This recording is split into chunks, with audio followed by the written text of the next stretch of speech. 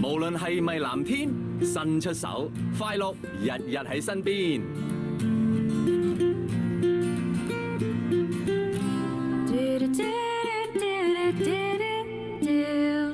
快樂成真，因你共我到處去碰。快樂第一，大家樂。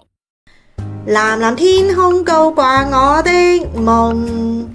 睇完黃子華嘅大家樂廣告，我中午又想食大家樂啦。其實我個人而言，我比較偏向於大快活，因為我更加中意佢哋嘅飲料。唔知有冇人同我一樣，大快活同埋大家樂係分唔清嘅呢？我曾經有一段時間係咁樣嘅。咁適逢今日係6·1兒童節，咁我就嚟講一個小小嘅故事啦。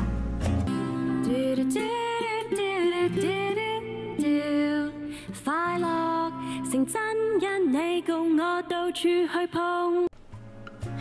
大家樂同埋大快活都係香港知名嘅連鎖快餐店，無論你係香港人定抑或係旅客，只要你行喺香港街頭，都總會見到呢兩間快餐店嘅。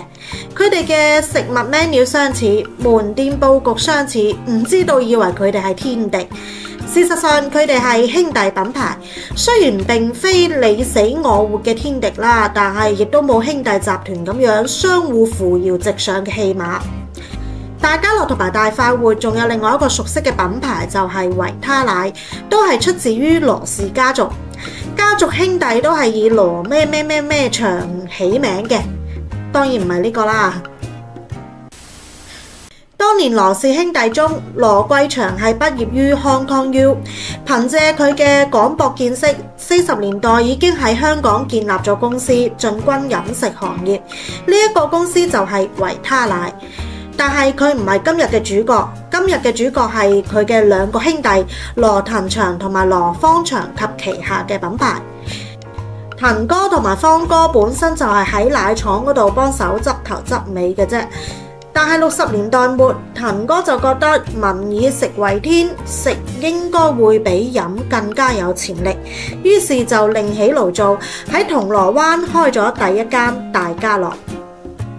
當時嘅大家樂並冇走過於中餐嘅路線，反而係中西合璧 crossover。大家樂嘅成功令到方哥睇到希望，於是喺70年代初喺荃灣開咗第一間大快活。不過你開就開啦，但係你就原汁原味咁樣複製咗大家樂嘅模式。唉，於是毫不意外，馬拉松式嘅拉鋸競爭從此上畫。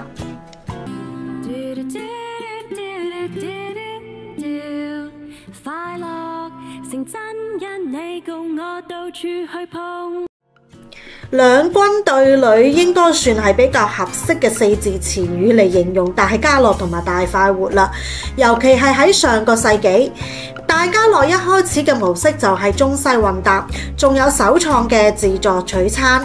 自助取餐一開始其實冇太多人去接受嘅，畢竟俾咗錢，享受應有嘅服務先至係啱噶嘛。當時隨住白領嘅增多，都市人喺香港嘅高效模式下，開始尋求快、狠、準。唔係應該講快、靚、正。點餐、埋單、取餐，通通快速執行。呢一個效率令到大家樂火速興起。70年代中後期啦，大家樂嘅服務對象開始從普通嘅打工仔往白領上層滲透。大快活嘅模式同埋步伐基本上同埋大家樂係一致嘅，兩者鬥爭嘅焦點係在於邊一個更加快，邊一個更加貼地。80年代，大家樂同埋大快活相繼設立自己嘅加工工廠。大家樂之後亦都成立咗大角咀中央廚房，然後大快活增設員工同埋延長營業時間。1986年，大家樂正式上市，1991年大快活亦都上市啦。反正旁觀者睇住你追我講，你有我都要有嘅戲碼，就好似睇咗一出 TVB 劇咁咯。除咗服務對象同埋分店數量，菜式亦都係佢哋主要嘅競爭內容。90年代初，大家樂嘅燒春雞喺中環同埋旺角經常賣到斷晒貨，因為佢份量足，而且亦都符合初代大家樂嘅理念，中西混搭。攞走大家樂粟米燒，仲啲千祈咪做雞啊！大家樂粟米燒春雞，鐵板餐亦都係晚餐中嘅王牌中嘅王牌。大家樂炸炸林鐵板餐，經典炸鹽。大快活亦都係一直喺度模仿緊啦，當然啦，自己喺途中亦都添加咗自己嘅一啲創新嘅元素。當服務對象、分店數量同埋菜式都已經鬥到難分難解嘅階段，咁突圍嘅就只能夠靠另外一啲手段啦。呢一個手段就係 soft power。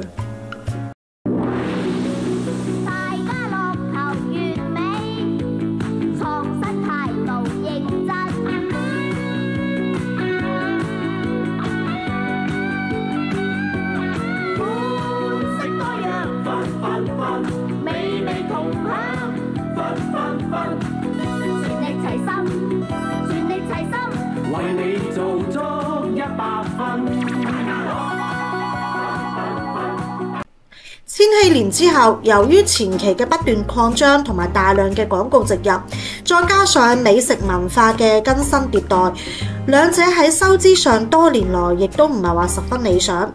大家樂喺北美市場上並冇想像中咁順利咁發展，而大快活喺大陸市場上亦都屢屢碰壁。騰哥同埋方哥最終都係將生意傳俾第二代，而第二代接手之後呢，先至將走下坡嘅生意往上拉咗返嚟。